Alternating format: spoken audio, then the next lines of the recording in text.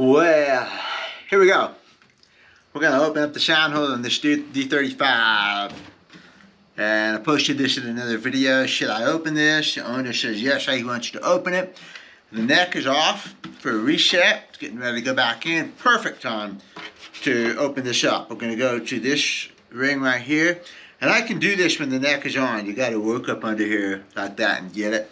But main reason I'm doing this is because I have a new GoPro external microphone, and I want to see how it works and how does it sound. Previous to the GoPro was pretty booming, especially in this room, and I want to see if this works any better. And the reason we're going to do the sound hole on this, a lot of people, I never modify this guitar. Look at this. Remember, this is the one that has the grossly oversized bridge here, and I touched up the finish here. And if you have trouble seeing the finish, well, good. That means I did my job, you know. There is no way possible you're gonna match this finish because the wood's torn up underneath. I think it came out pretty good. This looks really good up here. And the back is a little bit dark because that's where the previous bridge stained that wood. There's nothing much you can do about that except use some toxic chemicals, things like that. I just worked with it. I put a Granadillo rosewood bridge on there. I think rosewood. Granadillo bridge on here, which has been really popular. Man, listen to that thing ring. It's just, it's bouncing in my hands when I talk. That's cool. So this thing is way past stock. I mean, the pick guard's gone. The bridge is done. And I've done a bridge plate on it. It's got a Southeast Asian rosewood bridge plate. So this guitar is way past stock, and so that's why we're going to go ahead and open the sound hole up. I'm not going to show you every step here because it takes a bit of time and the Dremel is really noisy, but this is what we're going to do. And I give you a little bit of a start. I give you a warning to turn your sound down. This is a Dremel. It's just got this little standard sanding disc, and what we're going to do is we're going to take it out to where we hit the rosette, and then I'm going to use a razor blade and score around here, and I'll pull the rosette off. It's fun to try to keep the rosette, you know, just see if you can do it. Then I will sand it up, smooth it up, and then I'll pop the neck on. The neck's ready to go on, but I just thought I should do this now. So, turn your sound down. Here we go. I set the Dremel on a pretty fast speed. This is a brand new Dremel. Let's see, 25.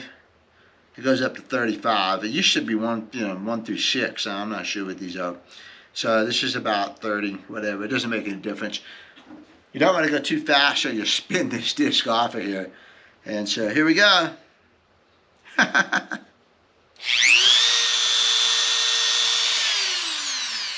will say that if you ever do this, you will very quickly find out that the wood cuts differently depending on where you are on the grain on this circle. Some places it'll cut really good, and some places, man, you're really fighting it. And then the other place over here, it'll grab it and take it. So if you hand hold this, like I'm doing, just be ready for that. It's not bad. You just got to be ready for it. Here we go.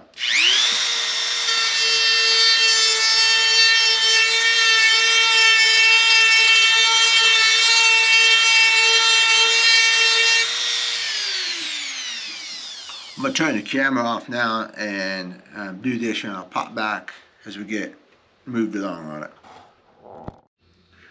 Alright, here's where we're at. Let's go down here and take a look. And I've got it roughed out pretty good right here. And then what we're going to do now, I'm going to switch this camera over here. I can use my right hand. Get in here with the razor blade. And I'm holding a camera and filming this at the same time, so bear with me. And just score in here real light. You can see it. Here it comes. You just reach in and grab that rosette. Darn, I broke it. I was hoping to get it off in one piece, probably because I'm holding the camera. You just score around in there like that and pull it out. Go over here. The reason you're scoring is because you're breaking the finish. It's just a very thin layer of finish there, and you're trying not to make it worse. Okay, I'm going to shut the camera down again and finish this. Alright guys, you can watch now. Find a good balance point for this. This towel. Just come up there. Put that there. There we go. There we go. Look at that sturdy. Okay, what was I over here?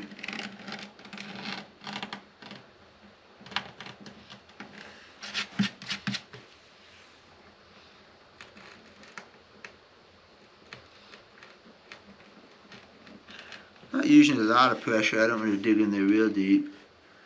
And then you can lift the rosette out like this.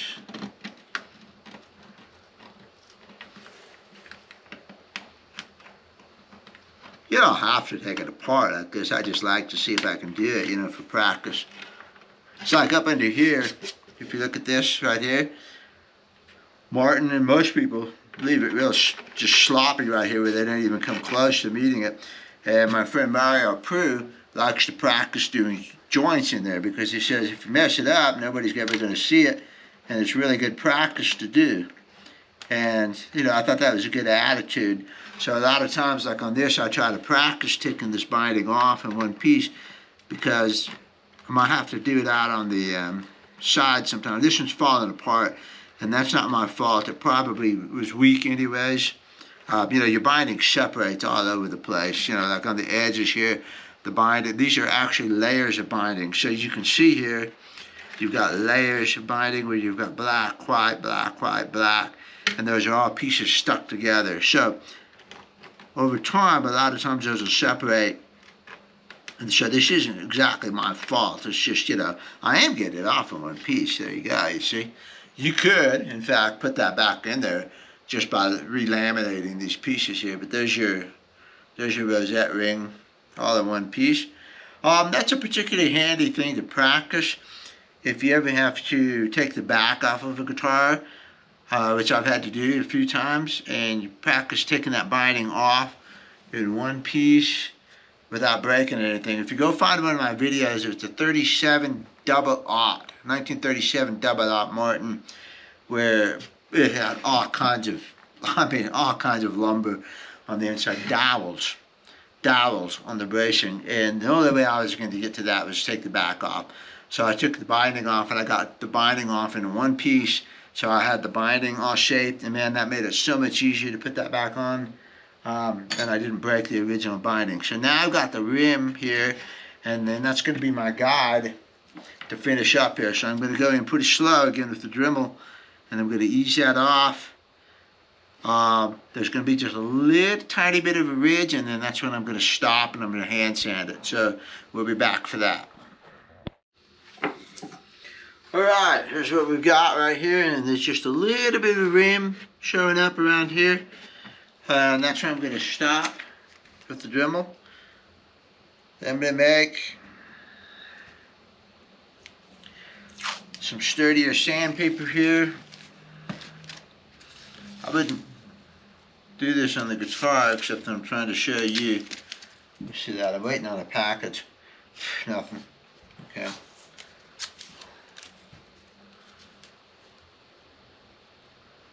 I'm going to make a stiff piece of sandpaper here.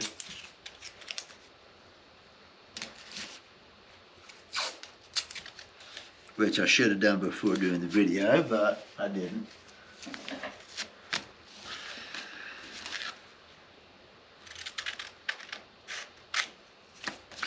This is 120 grit. You can use 120, 150, whatever you want to use. Cut that, get that out of there. Cut that in half. Okay, I want two pieces about that big. Move that over here. And then what I'm going to do is I'm going to fold this like this and just make myself a pretty stiff piece of paper, and now I'm just going to come here like this by hand and smooth that out. This is a lot less aggressive, obviously, than the Dremel, so I have control over taking that off, that little lip off right there.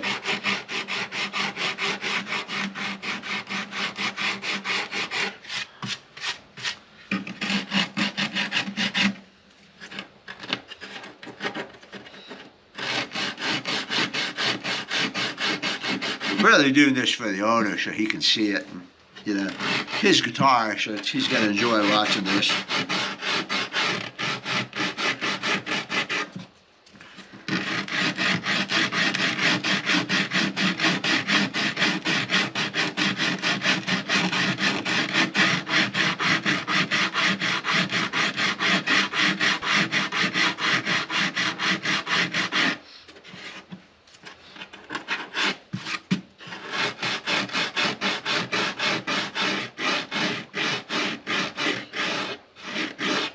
Alright, I got all that lip off of there. It looks really good, really smooth. Now the soundhole is square where the original was rounded, but that's okay. That kind of gives it that homemade look, which it should have. But I am going to take the sandpaper and I'm going to bevel it in on the inside just a little. That'll help keep it from chipping.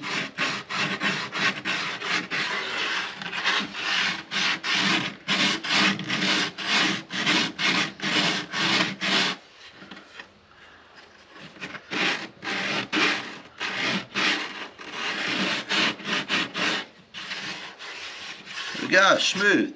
Now, I got bare wood here on the edge, and I do like to finish that up, and I don't have the finish that I want to use here. But basically, you would use something like this, a mirror finish. Let me get these out. The Stu-Mac makes these sort of pins too. This is just the wrong color. This is early American. It's a little bit too dark for this. And at the other place, I've got a vintage amber. That looks a lot good, looks a lot better. So I use this for something else. So I'm just going to leave this alone until I get done. Get ready to put the neck back on. Oh, I'm sorry. Until I get the neck back on and then come back. I got a little bit of a square spot right there. Get that out.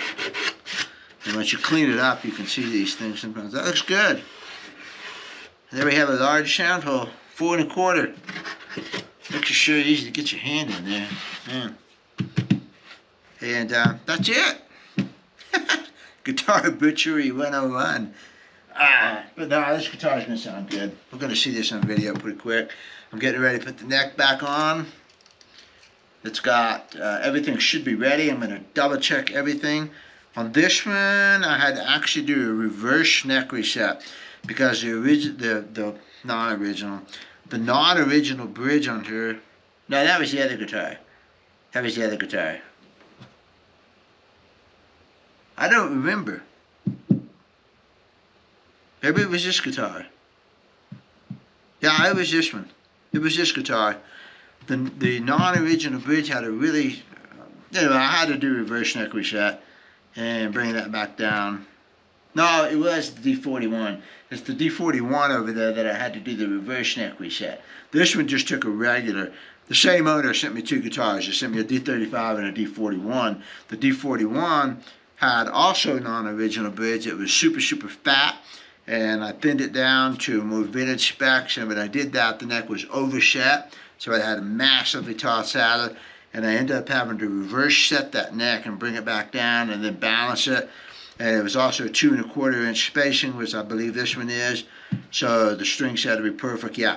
So this one was just a standard neck reset. This one I set once and I didn't give it quite enough because that's what it is. This neck lies to me. And it changes dramatically between the time it's strung up and the time it's unstrung. So even though I was super careful in measuring everything, 2 of my measurements didn't add up. And I didn't give it quite enough neck angle the first time. So I spent quite a bit of time last night putting it in the jig, and I even strung it up with shims but no glue. I left it strung and checked it. So I think it's going to be good now, but before I actually glue it in right now, I'm going to put the neck back on it again. I'm going to clamp it down, and I'm going to check everything again one more time because I don't want to take it off again. It's my neck reset. It's fish glue. It did come off pretty easy, you know, but it's just a pain in the butt to do. So here's the shims. The shim's a little bit loose, but that's all right because once I get glue on it, it's going to be fine. And that one, and there we go. Also, yeah, I remember what it was with this one. Because it had been reset one time or another, it had a shim underneath the fingerboard. And that shim, let me grab that. There it is. This is the shim that's under the fingerboard.